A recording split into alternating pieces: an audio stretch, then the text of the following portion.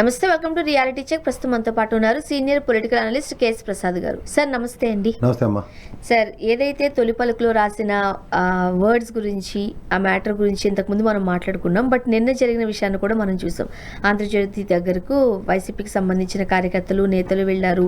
కాస్త అక్కడ నిరసన వ్యక్తం చేశారు. అక్కడ ఎక్కడ ఎటువంటి దాడులు జరిగినట్టు కానీ, లేకపోతే అభ్యంతరకరంగా ప్రవర్తించినట్టు కానీ మనం మీడియాలో కూడా చూడలేదు. Right sir. సో తప్పు అనేది సహజం. ఎవరైనా ఒక్కొక్కసారి మాట తూలుతూ ఉంటారు. ఆ కోవలో నుంచి తీసుకుందాం. ఒకసారి మాట తూలిన తర్వాత అది తప్పు అని తెలిసినప్పుడు సరే మేము అనేసామని చెప్పి దాన్ని వెనక్కి తీసుకోవడం ఒక ఎత్తు, లేదంటే కామ్గా ఉండడం ఒక ఎత్తు. అవి రెండు జరగకుండా ఎదురు దాడి చూస్తూ ఉన్నాం. ఎలా చూడాలంటారు? జరుగుబాటు అంటారు దాన్ని. దానికి తోడు ఈ పనికిమాల నేతలను సపోర్ట్ చేయడానికి చంద్రబాబు గారు ట్వీటు, లోకేష్ గారు ట్వీటు, ఏటీ తెలియని పవన్ కళ్యాణ్ కూడా ట్వీట్ ఇచ్చాడు. మరి పవన్ కళ్యాణ్ అటువంటి ట్వీట్ ఎలా చూడాలంటే, ఖచ్చితంగా గతంలో మీరు ఈ టీవీ9ని, ఏబిఎన్ని, టీవీ5ని ఇవన్నింటినీ బ్యాన్ చేయమని చెప్పారు. ఎందుకంటే మీ అమ్మగారిని, మీ అక్క చెల్లెల్ని, మీ పిల్లల్ని ఏది పడితే అది మాడారని. ఏం సార్ ఇప్పుడు ఏమైనా మర్చిపోయారా మీరు? ఈ సన్నిధానంలో శాత తీరుతుంటే లోకేష్ గారికి, చంద్రబాబు గారికి అంటే ఆబ్లిగేషన్ తప్పదు. అలాగో వాళ్ళు ఎవరు బెనామీలో అతి దగ్గరలో తేలుతుంది. అసలు వీడికి ఎక్కడి నుంచి ఈ డిస్క్రిప్షన్స్ వస్తున్నాయి? సరే, చంద్రబాబు గారు పొరపాటున ఇలాంటి మాటలు ఆయన అయితే ఎప్పుడు మాట్లాడరు. లోకేష్ కూడా నాకు తెలిసి ఇలాంటివి మాట్లాడు. కానీ వీడికి ఎక్కడి నుంచి వస్తున్నాయి సూపర్లేటివ్ డిగ్రీస్? పోనీ వీడిని సమర్థించుకునే స్థాయి అంటే ఈ సిగ్గుమాలనోడికి పొద్దున్నకి వెళ్ళేసల్లా పేపర్లో రాయడానికి సిగ్గుపోయింది, భయంపడి చచ్చాడు. పోనీ సాయంత్రం ఆ వీడియో ఉంచేటట్టు వీడియో తీసి చచ్చాడు భయం పడిపోయి. ఈ విషయం గురించి కూడా మనం డిస్కస్ చేద్దాం. ఈ రోజు రాత్రికి టెలికాస్ట్ అయింది, నెక్స్ట్ డే మార్నింగ్ అయితే రాలేదు, పేపర్లో రాలేదు, వీడియో తీసేసాడు. తెలిసింది. దాని అర్థం ఏంటంటే మనం ఎక్కడో రాంగ్ వర్డ్స్ అయితే యూజ్ చేసామని వాళ్ళు రియలైజ్ అయ్యి దాన్ని తీసేశారు.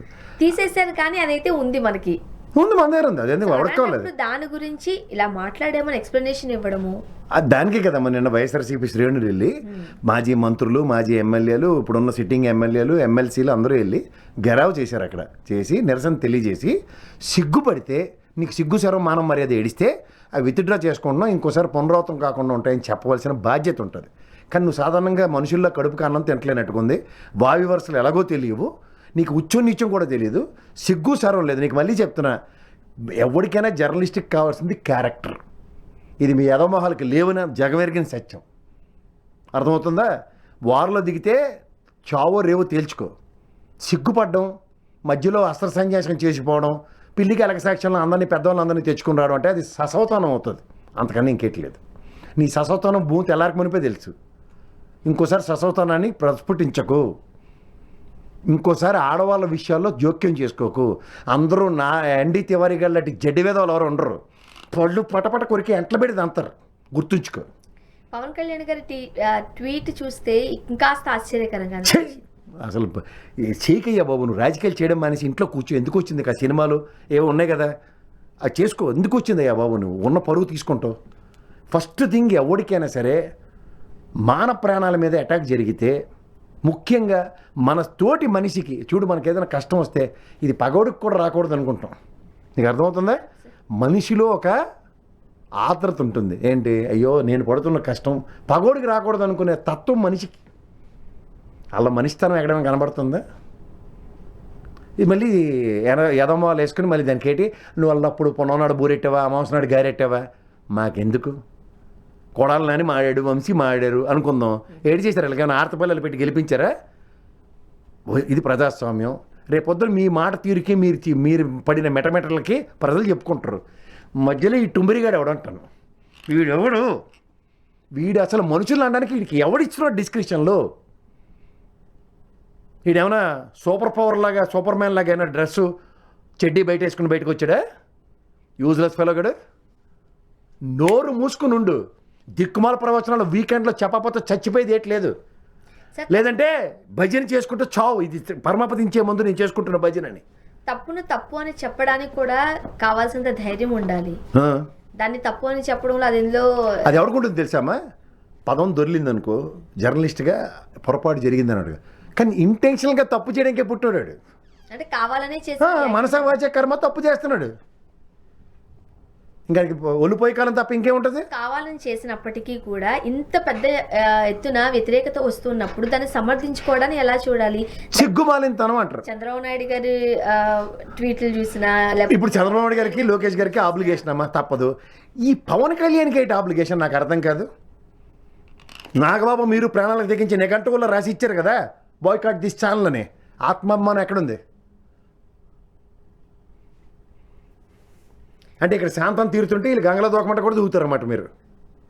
రాజకీయాలకు సంబంధించి రాజకీయ నేతలకి సంబంధించి ప్రత్యక్షంగానో పరోక్షంగానో కొన్ని వ్యాఖ్యలు మనం చూస్తూనే ఉన్నాం. ఈ మధ్య కాలంలో ఆ వ్యాఖ్యలు పరిధులు దాటి కూడా వెళ్ళిపోయిన రాజకీయ నాయకులు రాజకీయ నాయకులు ఎందుకు ఎక్కడో ఉన్నాయి. రాజకీయ నాయకులు మాడుకుంటారు, వాళ్ళ వ్యక్తిగతాలు వాళ్ళ స్థాయిలు ఉన్నాయి, వాళ్ళు మాడుకుంటారు. ఈ బుడంకే గడ ఎవడంటాను, వీడెవడు అసలు?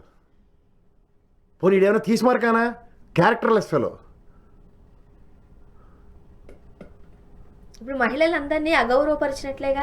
మహిళల మీద ఒక్క తెలుగుదేశం సన్నిధానంలో శాతీరణ వాళ్ళందరినీ అవమానపరిచాడు.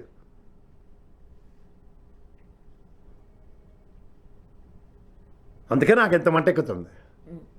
ఇప్పుడు మహిళల పైన ఎవరైనా కనుక ఒక్క మాట మాట్లాడినా, పల్లెత్తు మాట మాట్లాడినా, లేకపోతే వాళ్ళకి ఇబ్బందికరమైన పరిస్థితులు కలిగినా మేము ఊరుకునేది లేదు, సహించేది లేదు అన్నారు గౌరవనీయులు ముఖ్యమంత్రి చంద్రబాబు నాయుడు గారు. మా పవన్ కళ్యాణ్ కూడా అదే పటోటి స్టేట్మెంట్ ఇచ్చాడు. ఈ రోజు మన మహిళలకి సంబంధించి ఎంత పెద్ద మాటలు పదాలు వాడుతూ ఉండేసరికి, వాళ్ళని అగౌరవపరుస్తూ ఉండేసరికి అప్పుడు ఎవరు ఎందుకు మాట్లాడట్లేదు? చిన్నప్పుడు హెడ్ మాస్టర్ గారు క్లాస్కి వస్తే ఏడు చెప్పేవారు, మనకి నోటి మీద వేసి కూర్చోమనేవారు కదా. వాళ్ళు చేసిన తప్పు కనుక ఎస్టాబ్లిష్ అయితే వాళ్ళు నోటి మీద వేసి కూర్చుంటారు. మీకు అర్థమవుతుంది? ఇంతకన్నా ఏం పెద్ద రాకెట్ సైన్స్ ఏమి ఉంటుంది. అంటే రాజకీయ పరంగా లేకపోతే కానీ ఇక్కడ లేదో సస్తరు సమర్థించుకుని ఈ పవన్ కళ్యాణ్ అనే తెంగరబుచ్చి సమర్థించాడు చూడు. చిచ్చిచ్చే ఇంతకన్నా దిగజారిపోవడానికి ఇంకో ఆస్కారం లేదని అంటే ఇప్పుడు అమరావతికి సంబంధించిన చట్టబద్ధత, మావిగన్, ఈ ఇష్యూస్ మధ్య జరిగిన కథ ఇది కదా. ఇప్పుడు 2015లో చేసిన సిఆర్డి యాక్ట్లో ఆల్మోస్ట్ 15 కిలోమీటర్లు వెళ్ళిపోయారు మచిలీపట్నంకి, తెలుసా? అదంతా సిఆర్డిఏ పరిధి అన్నారు. ఇప్పుడు అప్రహెన్షన్స్ ఎక్కడి నుంచి వచ్చాయి? సిగ్గుతో సస్తున్నారు ఇప్పుడు దాన్ని సమర్థించుకోలేక, మాట్లాడలేక. మావిగన్ అన్న పదంకి సస్తున్నారు. కానీ అసలు పదాలు ఏంటి? ఎన్ని గ్రామాలు, ఎన్ని మండలాలు కలిసే, ఎన్ని కార్పొరేషన్లు వచ్చాయి? ఆ అమరావతి పేరు మీద 47,000 కోట్లు అప్పెత్తుకొస్తున్నారు కదా. ఈ సిఆర్డిఏ పరిధికి ఎంతంత, ఎన్ని కార్పొరేషన్లకి, ఎంతంత నియోజకవర్గాలకి డబ్బులు ఇస్తున్నారు అన్నది ప్రశ్న ఉత్పన్నం అవుతుంది. ఇదంతా పూర్వకొమ్మ అమరావతి కట్టడానికి కాదు. మీరు చెప్పిన సిఆర్డిఏ పరిధిలో ఏలూరు, ఇక్కడ ఎన్టీఆర్ జిల్లా, మచిలీపట్నం, గుంటూరు, విజయవాడ ఎంతంత ఎలకేషన్లు చేస్తారన్న చర్చ తెరలేపాడు. వీళ్ళు సన్నాసిగాలి చదువు సంజలని యాబ్రాస్ బ్యాచ్ కాబట్టి ఆడవాళ్ళ మీద టర్నింగ్ ఇచ్చుకుని, మావిగన్ అనే పదం మీద టర్నింగ్ ఇచ్చుకుని కాలక్షేపం చేసుకుని వస్తున్న ముసిలి బ్యాచ్, దానికి తగ్గట్టు నాను జర్నలిస్టు నూనె దద్ది బ్యాచ్ గాళ్ళు. డైవర్ట్ చేయడం కోసమే డైవర్షన్ పాలిటిక్స్ చేస్తున్నారా? కావాలని చేస్తే మెట్టు తీసుకొని కొడుతున్నారు మాలటోళ్ళు. డిబేట్లు పెట్టరు. శాతనైతే మావిగన్ రేడియస్ ఏంటి, మావిగన్ పరిస్థితి ఏంటి, మావిగన్కి మీరు ఎన్నెన్ని డబ్బులు ఇస్తున్నారో చెప్పమంటున్నారు. నిన్న ప్రెసిడెంట్ ఆఫ్ ఇండియా సంతకం పెట్టించేసింది కదా. ఆవిడ సంతకం పెట్టించిన దానికి మాట్లాడరా డిబేట్లో? అల్లప్పుడు గ్రేటర్ హైదరాబాద్లో ఉన్న హైదరాబాద్ క్యాపిటల్గా అన్నది పరిధేటి, ఇవాళ గజిట్లో వచ్చిన అమరావతి క్యాపిటల్ అన్న దగ్గరికి అమరావతి పరిధి అంటే మీరు జిహెచ్ఎంసీకి ధీటుగా సిఆర్డి అని మీరు ఇస్తున్న పకోడీ కబుర్లకి ఏ ప్రాంతానికి ఎంత అలొకేషన్స్ ఇస్తున్నారు? ఎందుకంటే మీరు మాకు చెప్తున్న పొటానీలు ఏంటంటే సెల్ఫ్ సస్టైన్డ్ అనే అబద్ధాలు చెప్తున్నారు కదా.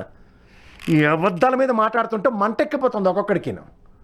అంటే వాటి గురించి మాట్లాడాల్సిన అవసరం వస్తుంది కాబట్టి ప్రజలు ప్రశ్నిస్తారు కాబట్టి ప్రశ్నించరు. ఈసారి గల్లాపట్లు లేపుతారు, గల్లాల పట్లు లేపుతారు. మొత్తం మావిగన్ అన్న పేరుకి తగ్గట్టు మచిలీపట్నం వాళ్ళు కానీ, విజయవాడ వాళ్ళు కానీ, గుంటూరు కానీ మాకేంటి ఏదైనా మా డబ్బులు ఏమైనా అడుగుతారు.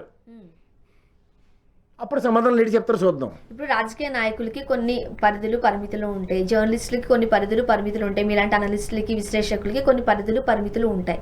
దాన్ని క్రాస్ చేసి మాట్లాడకూడదు ఎవరు కూడా. బట్ ఈ రోజు మనం ఆంధ్రప్రదేశ్ రాజకీయాలు చూస్తుంటుంటే ఒక పొలిటీషియన్ లాగా జర్నలిస్టులు మాట్లాడడాన్ని చాలా బాధాకరం, విచారకరం అంటున్నారు వైసీపీ వాళ్ళు. మీ వర్షన్ ఏంటి? వీడికి ఒళ్ళిపోయే కాలంతో మిటమెట్లు ఆడిపోతున్నారు ఫ్రమ్ ద డే 1 నుంచి.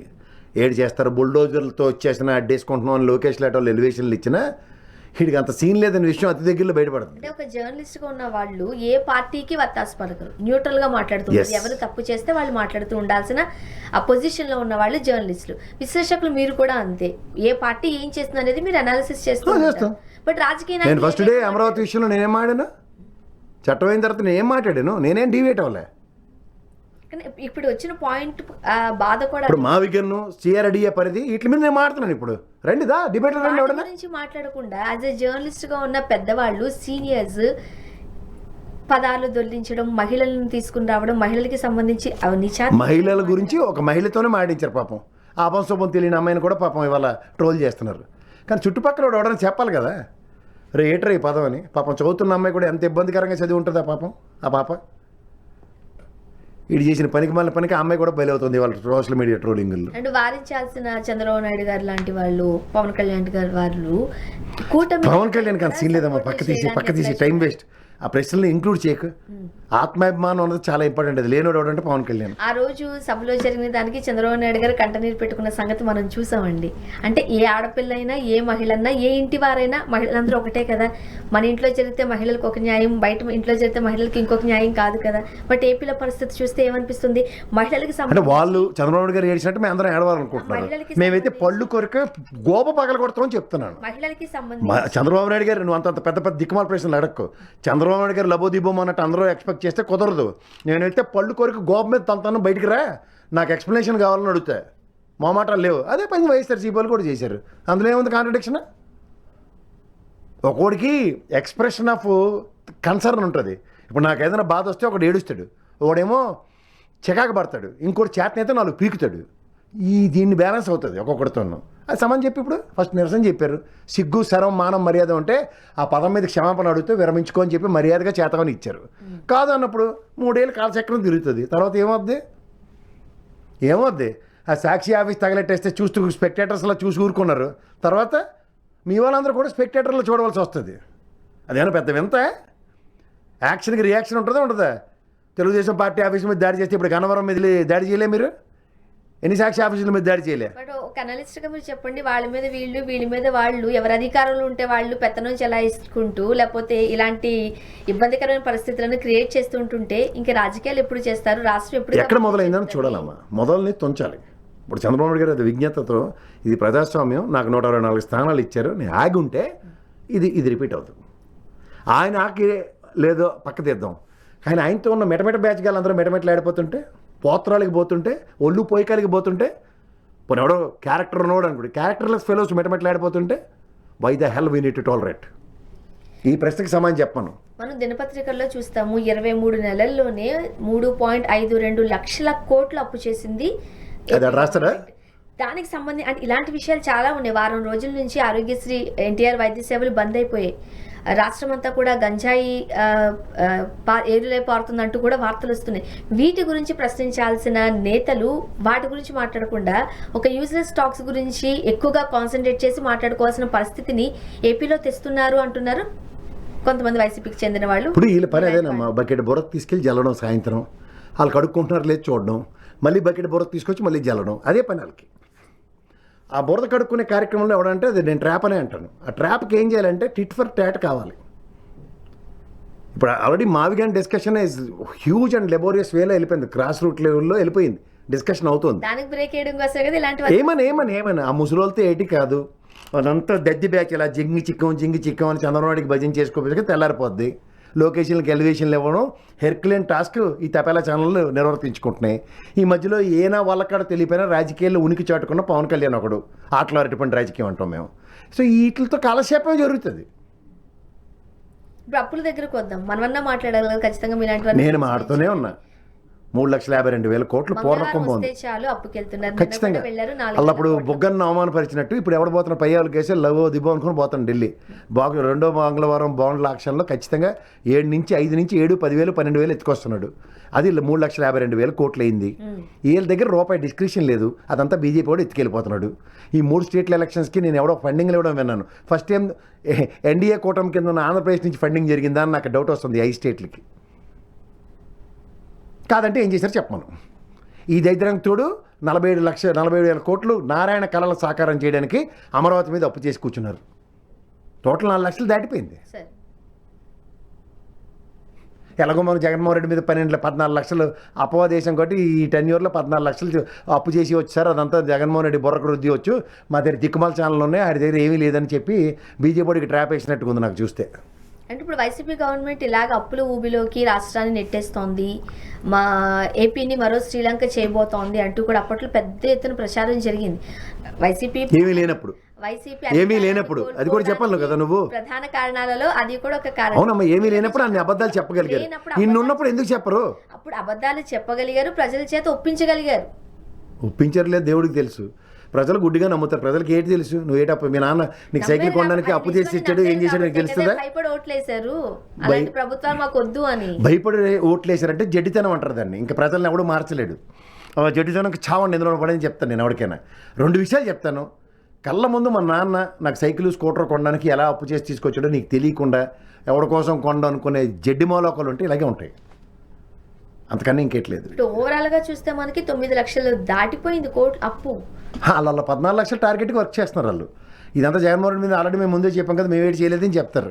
ఎందుకంటే 3,52,000 కోట్లు ఏడు చేశారు చెప్పండి, ఇప్పటికీ చెప్పరు కదా వాళ్ళు.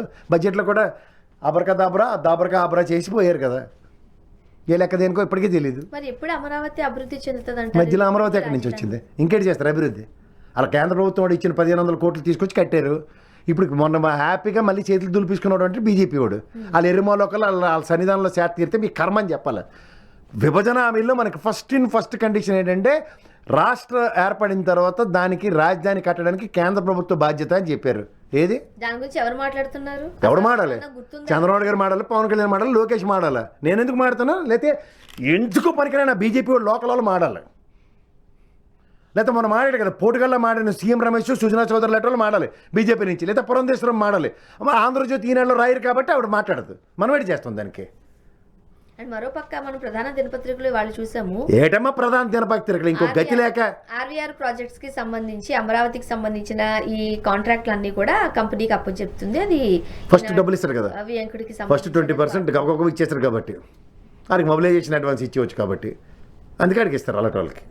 అంటే ఇప్పుడు వాళ్ళు గీస్తున్న మ్యాప్ల ప్రకారము, వీళ్ళు గీసుకున్న బొమ్మలను లెక్కల ప్రకారము అమరావతిలో రోడ్లు వేయడానికి 2 లక్షల కోట్లు కావాలి. ఇప్పట్లో ఏ పరిస్థితి లేదు, ఎందుకంటే అయినప్పుడు చూద్దాం అవన్నీ టైం వేస్ట్ కార్యక్రమం పరిస్థితి కదా. ఇక్కడ పైన ఉన్నది నరేంద్ర మోడీ, అమిత్ షా. మన పార్లమెంట్ లో బిల్లు పెట్టినప్పుడు వాళ్ళిద్దరు లేరు. ఈ లేదు చచ్చికం పుచ్చుకం కాబర్లు చెప్పి బిల్లు పెట్టేశారు, అయిపోయింది, వచ్చింది అమరావతి రాజధాని. శబాస్. ఇప్పుడు ఏడు చేయాలన్నా డబ్బులు కావాలి, ఏడ నుంచి తెస్తారు? అలా వరల్డ్ బ్యాంక్ కూడా పనులు పరిశీలించి అగ్రిగేట్న 3 నుంచి 6 నెలలకు 357 కోట్లు ఇస్తున్నాడు ఏషియన్ మర్కంటైల్ బ్యాంక్ కూడా. ఎప్పటికి వద్దు నువ్వు లెక్కే. వీళ్ళే 8 ఇప్పుడు దగ్గర 12 ఏళ్ళు బట్టి ఏడింది కదా, నెలకి 1,100, సంవత్సరానికి 1,100 కోట్లు ఖర్చు పెట్టి ఇవాళ ఆ పాటి కట్టారు. ఇప్పుడు వచ్చేది 2 నెలల వర్షాకాలం, ఆ మధ్యలో అకాల వర్షాలు. నారాయణకి మళ్ళీ పని నీళ్ళు తోడుకోవడం, కంపలు కొట్టుకోవడం, దొరికిన గడికి తనుకుని వెళ్ళిపోవడం, అంతకన్నా ఇంకేట్లేదు. అంటే క్లియర్ పిక్చర్ ఎంత కనిపిస్తున్నా కూడా కంప్లీట్ చేసేస్తామని ఎలా చేయగలుగుతున్నారు? పువ్వు పుట్టిన కాడి నుంచి ఏ పార్టీ వచ్చినా 2 సార్లు 2 టర్మ్లు అయ్యి ఇప్పుడు 3వ టర్మ్ మళ్ళీ వీళ్ళు వచ్చారు. పోలవరం అడుగు ఏడు చెప్తారు, డేట్ కూడా చెప్పేస్తారు 29 కల్లా కంప్లీట్ అయిపోద్దని. 28కి కంప్లీట్ అయిపోతుంది అంటారు, 27కి కంప్లీట్ అవుతుంది. గట్టి గడిచి 26కే కంప్లీట్ అయిపోతుంది అంటారు. ఎత్తు తగ్గించిన విషయం మాట్లాడరు, ఆర్ఆర్ ప్యాకేజీలు సరిగ్గా ఇవ్వని విషయం మాట్లాడరు, ఇచ్చామంటారు. ఆచరణ సాధ్యం కాని పనులకి కూడా ఇప్పటి నుంచే ప్రాజెక్టులు కట్టబెట్టడం, కాంట్రాక్ట్లు ఇవ్వడం. ఓ స్లోగన్ ఇస్తారు కదా ఫస్ట్, అసాధ్యాన్ని సుసాధ్యం చేసి చంద్రబాబు నాయుడుని. అంటే దానికి తగ్గట్టు నడుస్తుంటారు. గుడ్ అడ్మినిస్ట్రేటర్ గా చంద్రబాబు నాయుడు గారికి మా చెడ్డ బ్రహ్మాండ అడ్మినిస్ట్రేషన్ మాకు తెలుసు, కానీ ముఖ్యమంత్రి కన్నా కూడా మరి ఎట్లా బ్యాలెన్స్ చేయడంలో ఎక్కడ తప్పు పడుతున్నారు తెలుస్తుంది, ప్రజలకు కూడా అర్థమవుతుంది. మీలాంటి అనలిస్ట్ ఇప్పుడు తాడు మీద ప్రతిరోజు చెబుతుంది సర్కస్ చేసి ఒక చిన్న పిల్లని ఎక్కిస్తారు. బ్యాలెన్స్ చేయడానికి చేతిలో కర్ర ఉంటే అమ్మాయి బ్యాలెన్స్ చేసుకుని నడుచుకుని వెళ్తగలుగుతుంది. కర్రకి ఇవ్వకుండా తాడు మీద నడుచుకుని వెళ్ళిపోమంటే వెళ్ళగలుగుతుంది అమ్మాయి? ముఖ్యమంత్రి సర్కస్లో ఆ చిన్నపిల్లలాగా బ్యాలెన్స్ చేయడం రావాలి. దానికి ఆయన దగ్గర ఏం ఆయుధం ఉందో ఒకసారి కనుక్కో. ఆయన సక్సెస్ ఆయన చెప్పి అరికథలో ప్రజలు వింటున్నారంటే హైటెక్ సిటీ కట్టిన తరుణంలో ఐటీ రంగం ఇలా తవ్వుకుని వస్తుంది. నువ్వు ఆపినా ఆనకట్టేసినా ఆగదు. ఆ పరుగులో నువ్వు కూడా ఆ గుంపులో గోవిందలో తోసుకెళ్ళిపోవాల్సిన పరిస్థితి ఆంధ్రప్రదేశ్కి ఉంది ఆ రోజు. అది సక్సెస్, అది ఆయన క్రెడిట్ తీసుకుంటాడు, సంతోషం. కానీ ఇవాళ అలాంటి నదీ ప్రవాహం, అలాంటి డ్యామ్ ఎత్తుకెళ్ళిపోయిన నీళ్ళు ఏదో చూపించమను, అప్పుడు మీరు చెప్పినవన్నీ వింటాం మేము. ఇప్పుడు రాష్ట్రాన్ని దోచుకుంటుంటే ఇంతలా రాష్ట్ర పరిస్థితి ఏంటి అని ప్రశ్నిస్తున్నారు. ఎవరు ప్రశ్నించాలి? నువ్వు చెప్పిన సోకాల్డ్ ఈ తెపెల ఛానళ్ళు కూడా గలం కలిపితే ఇది ప్రజల వాయిస్ అయితే జర్నలిస్ట్గా, అప్పుడు మీరు అన్నిటికీ ఆన్సర్లు వస్తాయి. భయం పడతారు.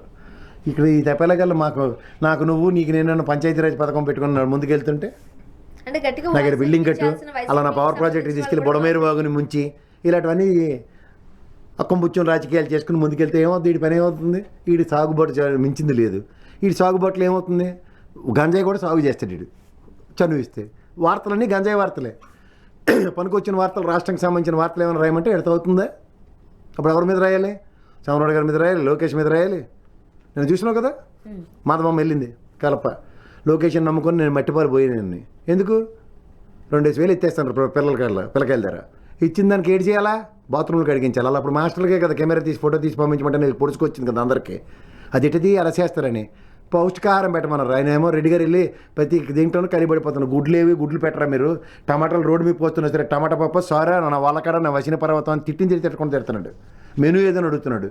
నిన్న ఈ అమ్మాయి కూడా వెళ్ళింది, మాధవిరెడ్డి అమ్మ. వెళ్తే కూడా అర్థమైంది లోకేష్ తత్వం మర్మం తెలియకుండానే. సతీష్ రెడ్డి లేటోడు ఎవరు రాజశేఖర రెడ్డి గారి మీద మన జగన్మోహన్ రెడ్డి మీద పోరాడినాడు కదా, రాత్రి తట్టపొట్ట చదువుకుని ఈ టార్చర్ నా వల్ల కాదని వైఎస్ఆర్సీపీ పోయాడు. మాధవిరెడ్డి గారు భర్త శ్రీనివాసరెడ్డి గారు కడప ఇన్ఛార్జ్ అయినా ఆయనతోనే కాకుండా ఈవిడికి టికెట్ ఇచ్చి గెలిపించేస్తే ట్యాప్లో ఎవరు పడ్డారు.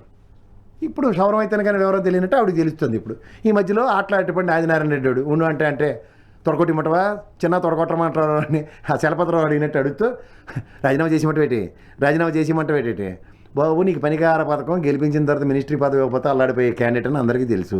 ఏదో మినిస్ట్రీ ఎక్స్పాన్షన్ ఉంది, నాకు భయం లేదు, నేను వీరుణ్ణి సూర్యుడిని అంటే మినిస్ట్రీ ఇచ్చేస్తారని భ్రమల్లో ఉన్నట్టుకున్నాడు. కానీ మనం అయితే కడప రాజకీయాలు అందరూ చూస్తున్నారు. ఏదో గాలివాటంకి ఈసారి గెలిచేశారు అందరూను. గెలిచిన తర్వాత కూడా దాన్ని నిలబెట్టుకోవడానికి కార్యాచరణ బృహత్తర కార్యక్రమం లేదన్నది కొట్టొచ్చినట్టు కనబడుతుంది.